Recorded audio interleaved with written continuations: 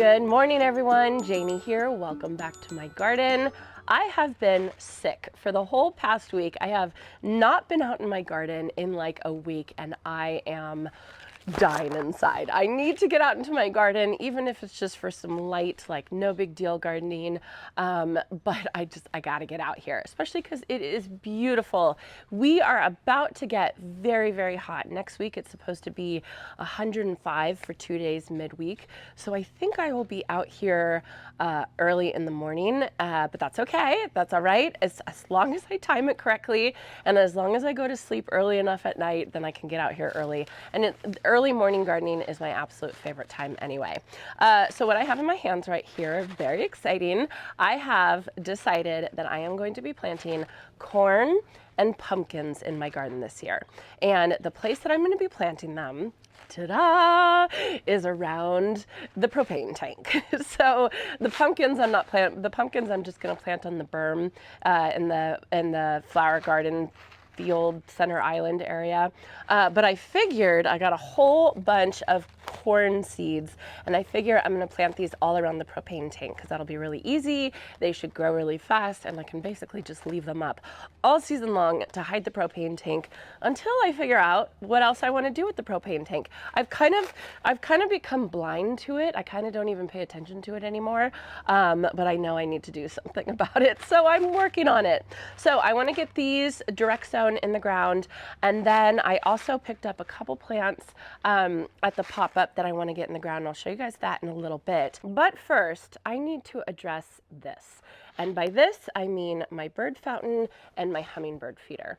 First off, my hummingbird feeder is totally empty, and I know they're so upset at me right now. I have about 3 of them, 3 regulars. Here where I live, we have year-round hummingbirds, and I have 3 regular ones, and then I have a whole bunch of other ones that come and migrate through. But the 3 regular ones I know are mad at me right now because it's empty, because when I was sick, I didn't have a chance to fill it up. So I got to clean this out, but I want to take the opportunity to show you all a little trick that I I looked up and I found it on how to clean bird feeders like this that have big areas, but the opening is quite small. So you can't really get like a scrub brush up in there to clean it. So let me show you a little trick with that. I'm sure a lot of people already know the trick, but I didn't know it. So I figured I would show it. And then the other thing I want to address is this fountain. The fountain's on. The fountain is on. It is just barely working. I have the worst luck with fountain pumps, you guys. I do not know what is going on. So I got to figure out the fountain pump. I'm going to clean this out. There is a pair of doves that I keep seeing, and they're so cute, and they take little baths here. And I also have some scrub jays, which are like these bluebirds that are extremely loud, but they're fun to have around. They have been taking baths in here as well. So I want to clean this out for them, and I want to get the fountain going because it's getting hot. It's going to be hot next week. They need to have some fresh, clean water to keep themselves cool.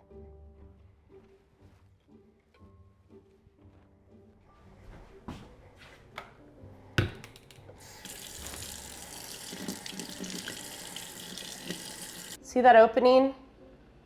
There is no way a scrub brush is getting into there, but I know what to do now. So the secret to cleaning these bird feeders, these hummingbird feeders, is rice.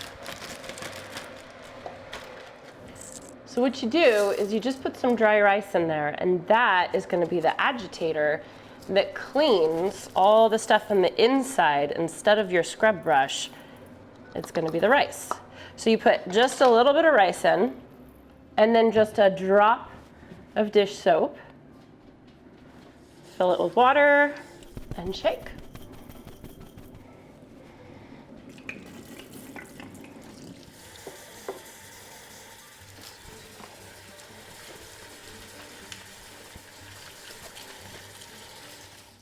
So now for my recipe, I do 4 to 1, 4 parts boiling water to 1 part sugar. I've heard some people do 3 to 1, and they say their hummingbirds like it better. I've always done 4 to 1, and I feel like that works pretty well for my hummingbirds. And then I'm just gonna let this sit until it totally cools down. I'll put it in the hummingbird feeder and they will be happy with me again. I'll be on their good side again. So while I'm waiting for the hummingbird food to cool, I want to clean out my bird bath. I'm hoping cleaning it out will get this pump working. If not, I don't know. So what I'm gonna do, what I usually do is I try and pour out as much as I can, but then I grab my, my shop vac. This is just a regular shop vac, nothing interesting. But what we did is we took out the filter. Usually there's like a filter in there. We just took it out. And so we just use this to clean out the excess water, and it makes cleaning out fountains so much easier.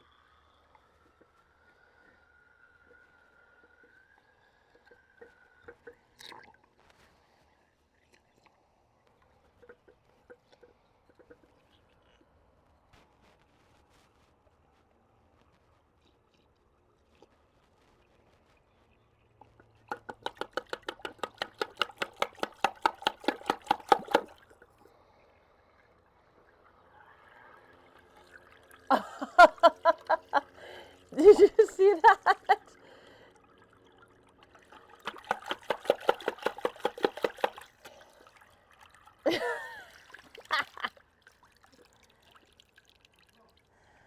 So somebody told me just to, if there's something wrong with your pump, just to slam it against the side of the fountain. So I did, and it worked. What? Yeah. No, it's working. Stupid thing. I literally just slammed it against this. Something clogged it, yeah.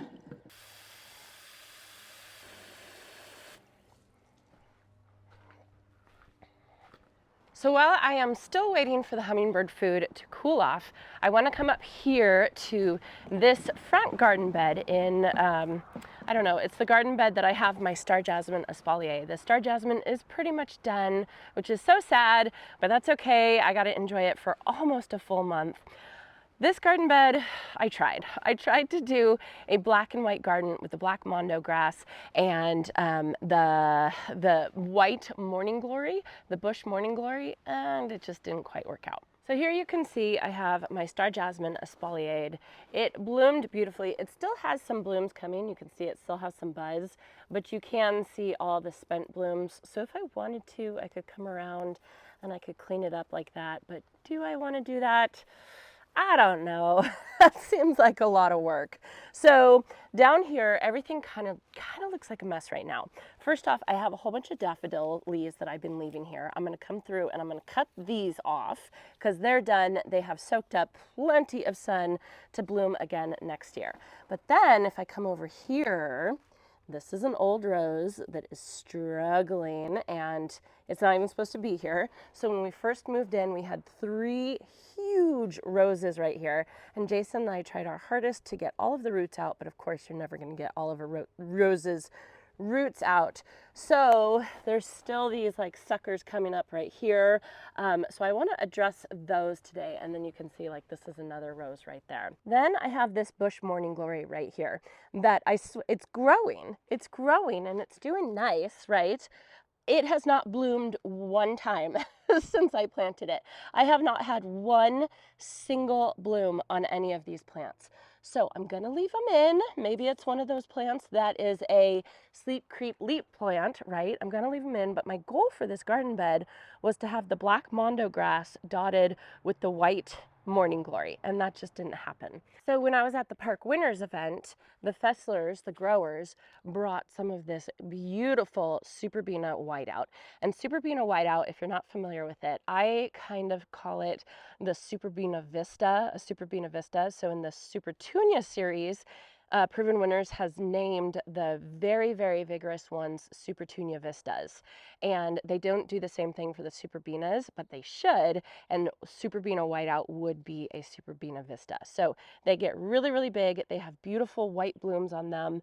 I'm starting to get a bloom right here. I'm planning to just, first of all, clean up this whole garden bed, and then I'll go in and I'll dot some of the Superbena whiteout kind of around, so at least I get some of the white look and to contrast with the black mondo grass. So we'll see. You know, like I said, I'm gonna leave the morning glory in, but at this point, it's literally just a foliage plant for me.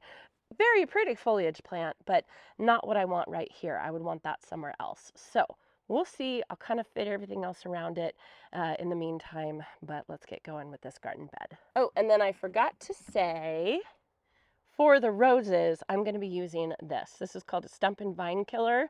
So I have two options, two things that I use for this type of situation. I either have sucker punch or I have stump and vine killer. And stump and vine killer will kill the whole plant, like the entire thing. And then the sucker punch won't kill the plant, won't kill the tree, it'll just kill the suckers. So because I want to kill the whole rose bush, I'm going to do this. And what you do is you just cut it back, and then you use this little paintbrush and you paint on the cut part, and then that should soak it up into the plant and hopefully kill it. So that's what I'm going to do with it. I'm going to cut the roses back, and then I'm going to use this.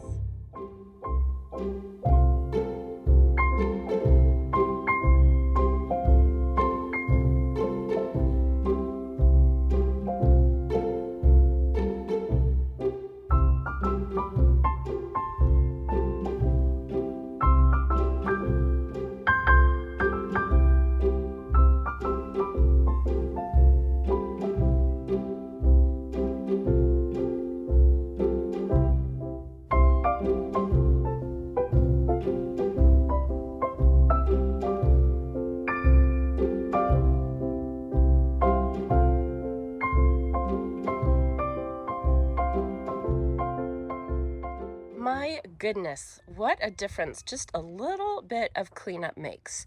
You can see I still have the rose bushes or the rose suckers right there.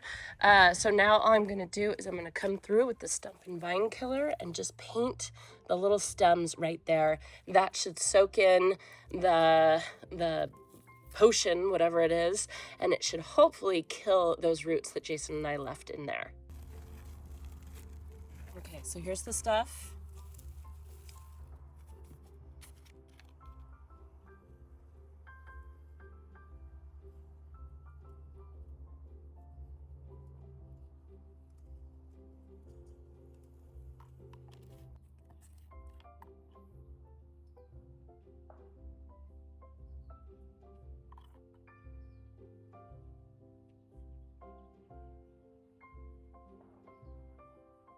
Okay, so that's that. So I know this stuff works pretty well because at my last property, when I first moved in, my neighbor and I, on our fence, like literally right underneath our fence, there was this old wisteria, and not a good wisteria. It was one that had been there and they had been trying to get rid of. My neighbor had been trying to get rid of it and kill it for years, he said. He said he even used Roundup on it, and like that didn't work, and he didn't know what to do. And so I used this one application of this, and it killed that wisteria that we didn't want to be there. And if you know wisteria, it's hard to get out, kind of like rose bushes. So this stuff is definitely good. It works really well. Again, if you don't want to actually kill the tree or kill the vine, then you want to use this stuff. This is sucker punch. It's just going to kill the suckers. Okay, so now I'm going to get the Superbena whiteout in the ground. I have 10 of them, and I'm just going to dot them all around, kind of spread around the black mondo grass. So hopefully the black mondo grass pokes up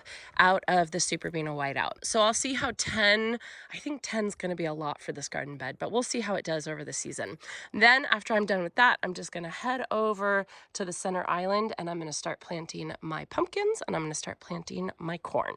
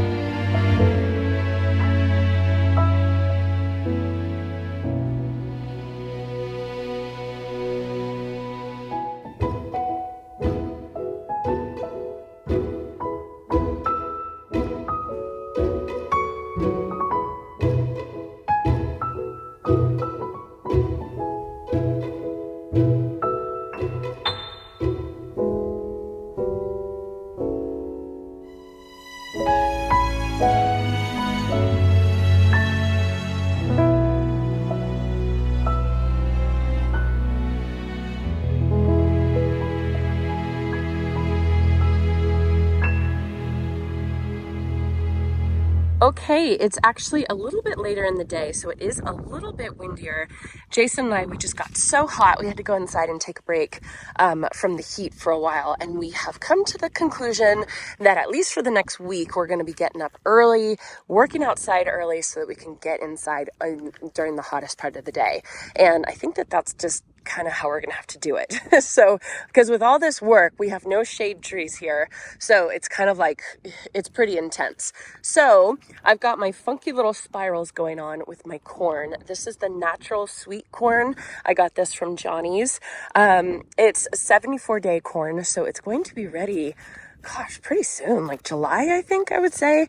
And what I did is I did these emitter tubing that has the emitters every 6 inches. And I just planted the kernels every 6 inches. I started off with doing double, like 2 kernels per hole, just to make sure I got good germination. But then I realized I was running out very quickly of my seeds. And so I went ahead and I ordered another pack, and that's on its way. It should get here in about a week. But then I started doing 1 seed per every 6 inches. The emitters are on right now just because I wanted to water it and I wanted to check to make sure it's working. So I got about most of the front and only about one line on the back. So there's going to be a little bit of a height difference for a little while, but I think it'll be fine pretty quickly. So these get 7 feet tall.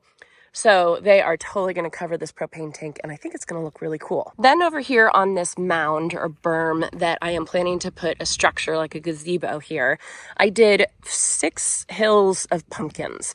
So I did 1, 2, 3, and then 1, 2, 3. And these 3 over on the right, these are the champion pumpkins, and basically they are a jack-o'-lantern pumpkin. They are a pumpkin that hopefully my kids will be able to carve for Halloween. They are a 95 day, so that brings us to about mid-September, I would say. So I think that they're going to be really, really good come beginning of October when we want to carve them. Then the other 3 hills right here, 1, 2, 3, I have the wee bee little pumpkins, which are super cute. They're super tiny, but they're smooth. So they're going to be perfect for painting. And my girls like to paint pumpkins. And so how cute will it be if I can grow pumpkins and they can paint them? So hopefully I've never grown pumpkins before.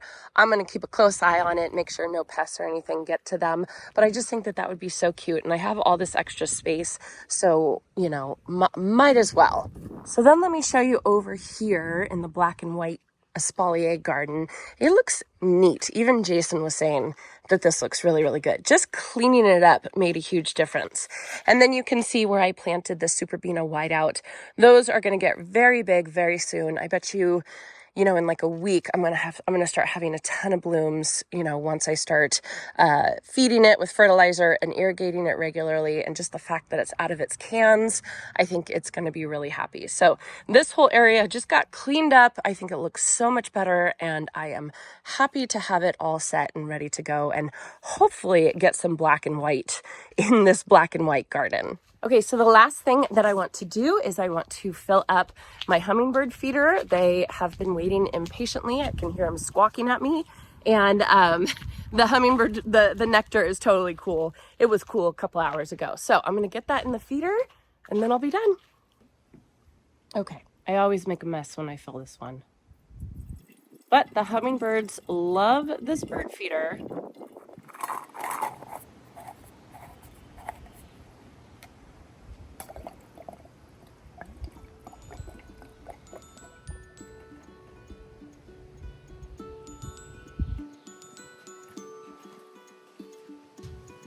Okay, you guys, so that's going to be it for today's video. I hope you enjoyed this. I hope you're all staying cool, and I hope you all have a chance to get in your garden today.